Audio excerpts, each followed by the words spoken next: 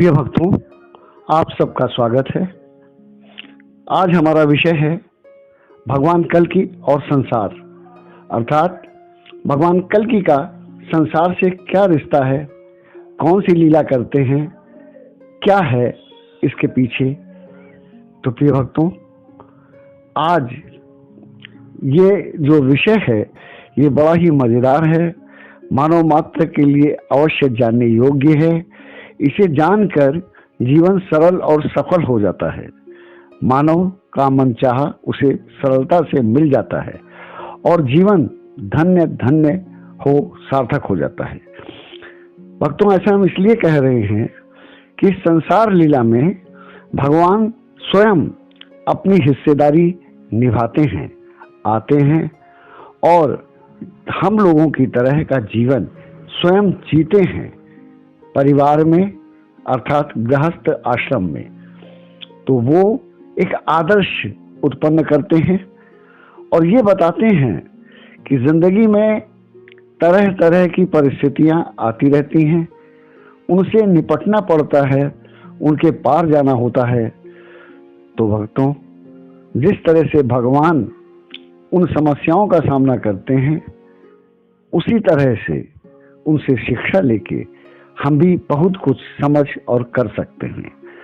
तो भक्तों, जो ये विषय है कि भगवान कल्कि और संसार क्या है, तो भगवान स्वामी हैं, सर्वशक्तिमान हैं, खिलाड़ी हैं, लीलामय हैं, अर्थात तरह तरह से खेल खेलते हैं, लीला करते हैं।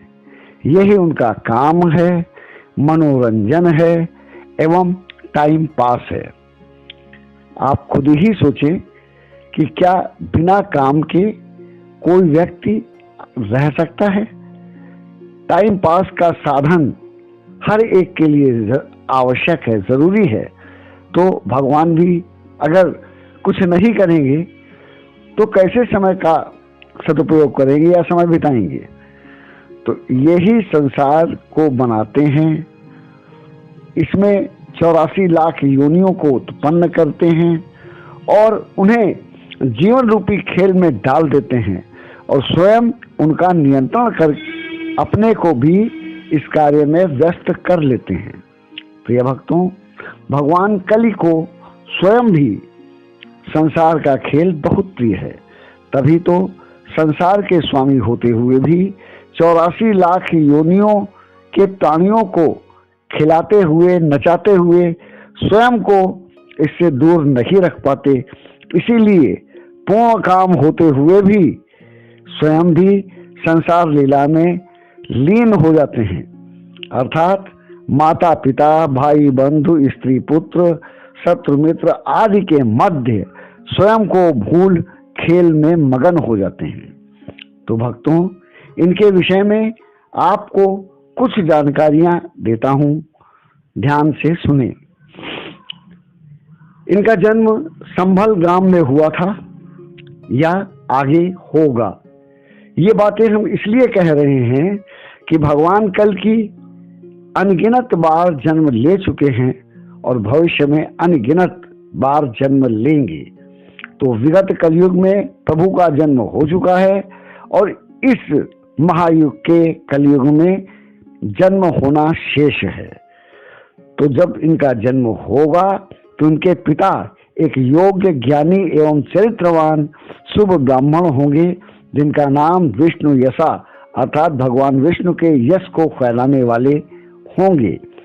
इनकी माता का नाम सुमति होगा।